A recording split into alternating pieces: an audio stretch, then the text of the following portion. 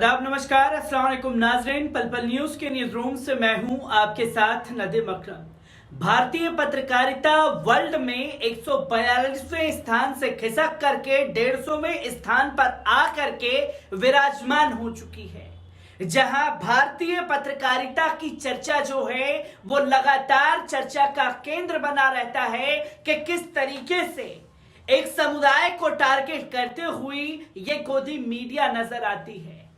पर अगर एक तरफ गोदी मीडिया को दरकिनार किया जाए तो दूसरी तरफ देश में ऐसे पत्रकार भी हैं जो लगातार देश का नाम रोशन कर रहे हैं। पर सरकार को इन पत्रकारितों की बढ़ती उपलब्धि जो है वो आंखों में चुभने लगी है, और जब आंखों में चुभने लगी है तो इनकी पत्रकारिता का डंका जो है वो विदेशों में बज रहा है। जी हां, मैं बात कर रहा हूं कश्मीर की पत्रकार सना इरशाद मट्टू की, जो कि पुलित्जर विजेता हैं और अपने अवार्ड को लेने के लिए न्यूयॉर्क जा रही थी, तो कल उन्हें अधिकारियों ने जाने से रोक दिया। इसकी तस्वीरें सोशल मीडिया पर सामने आई और हर कोई यह सवाल करने लगा कि आखिरकार भारतीय पत्रकारिता जो कि बची कुची है उसका गला दबाने की कोशिश सरकार द्वारा क्यों की जा रही है।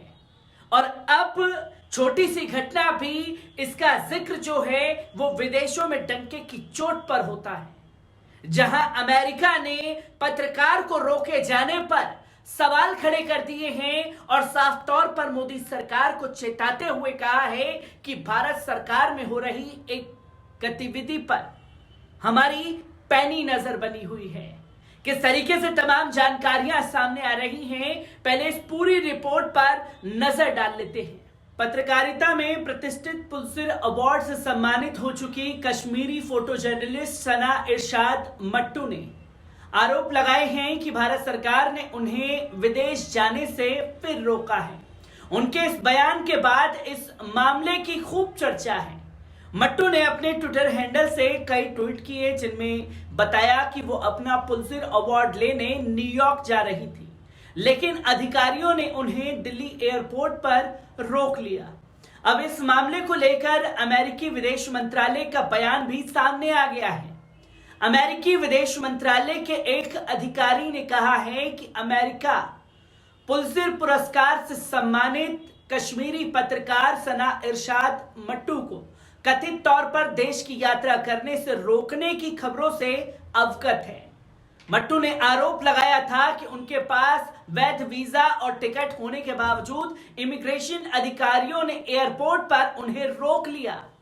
विदेश मंत्रालय के deputy spoke person Vedanta Patel ने इस मामले को लेकर कहा कि हम इन खबरों से अवगत हैं कि मट्टू को अमेरिका की यात्रा करने से रोका जा रहा है और हम इन घटनाओं पर बारीकी से नजर रखे हुए हैं।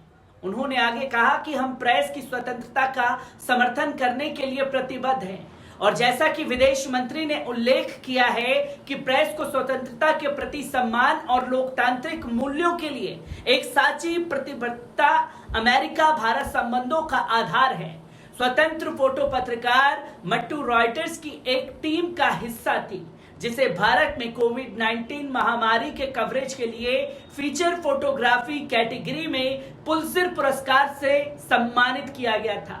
कमिटी टू प्रोटेक्ट जर्नलिस्ट ने एक बयान में भारतीय अधिकारियों से मट्टू को पुलित्जर पुरस्कार समारोह में भाग लेने के लिए अमेरिका जाने की अनुमति देने का आग्रह किया है।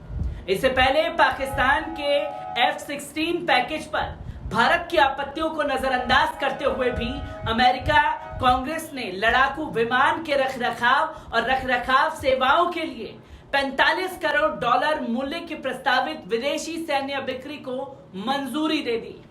ये जानकारी बुधवार को मीडिया रिपोर्ट्स में साझा की गई।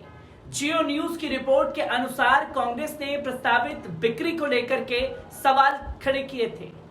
इसी पर पैकेज का रास्ता साफ हो गया, जिसे पिछले महीने राष्ट्रपति जो बाइडेन की प्रशासन द्वारा अनुमोदित किया गया था। नियमों के अनुसार कार्यक्रम को आगे बढ़ाने के लिए अमेरिकी प्रतिनिधि सभा से मंजूरी की आवश्यकता थी।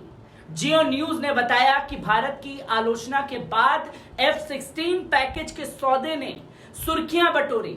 इस्लामाबाद से इसमें कड़ी प्रतिक्रिया आई, जिसने नई दिल्ली से पाकिस्तान अमेरिका संबंधों पर टिप्पणी करने से परहेज करने का आग्रह किया। अमेरिकी विदेश मंत्री एंटनी ब्लिंकन ने भी सैन्य बिक्री का बचाव करते हुए कहा कि पैकेज पाकिस्तान के मौजूदा बेड़े के रखरखाव के लिए था। उन्होंने भारत के विदेश मंत्री एस जयशंकर के साथ एक संयुक्त संवाददाता सम्मेलन में कहा कि यह पैकेज नए विमान, नई प्रणाली और नए हथियारों के लिए नहीं था। ब्लिंकन ने कहा कि पाकिस्तान का कार्यक्रम पाकिस्तान या क्षेत्र से उत्पन्न होने वाले आतंकवादी खतरों से निपटने की उसकी क्षमता को बढ़ाता है। उन्होंने कहा कि पाकिस्तान की ऐसी ताकत से हमें आतंकवाद को मुकाबला करने में मदद मिलेगी। उन्होंने कहा कि यह सुनिश्चित करना हमारा दायित्व और जिम्मेदारी है कि हम जिसे सैन्य उपकरण प्रदान कर रहे हैं वे इनकी उपकरणों की देखरेख करने में सक्षम हों। जब उनसे आतंकवाद के खतरों और उनका मुकाबला करने के लिए F-16 की आवश्यकता के बारे में पूछा गया तो ब्लिंकन ने कहा कि आतंकवाद के खतरे स्पष्ट हैं जो पाकिस्तान के साथ साथ पड़ोसी देशों से भी सामने आ रहे हैं, और चाहे वो TTP यानी कि तहरीके तालिबान पाकिस्तान हो जो पाकिस्तान को निशाना बना रहा हो, चाहे वे IS हो, चाहे वे अल-कायदा हो। मुझे लगता है कि खतरे स्पष्ट और सर्वविदित हैं और हम सभी को यह सुनिश्चित करना चाहिए कि हमारे पास उनसे निपटने के समाधान हैं। F-16 पैकेज की मंजूरी इसी के लिए है, जो कि दो बड़े झटके खासतौर पर लगते हुए भारत सरकार को दिखाई दिए, जो कि अमेरिका ने पहला F-16 मामले पर दिया, जिसकी जानकारी साझा की गई, तो वहीं इंटरनेशनल मीडिया में लगातार चर्चा का केंद्र बना हुआ है जिस तरीके से पत्रकारिता का गला दबाने पर केंद्र की सरकार लगी हुई है।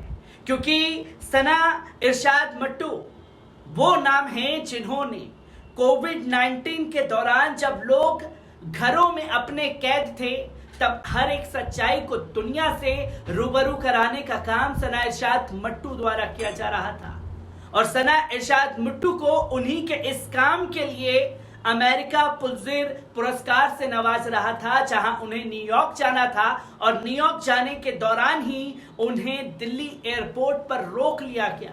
और ऐसे में अमेरिका का ये कहना कि हमारी हर एक गतिविधि पर पैनी नजर बनी हुई है, तो साहब का जो डंका है वो असल में लंका में बदल चुका है, जिसकी तमाम जानकारियां सोशल मीडिया के माध्यम से इंटरनेशनल मीडिया में क्या कुछ चल रहा है लेकर के हाजिर होता रहूंगा। दीजिए इजाजत, शुक्रिया।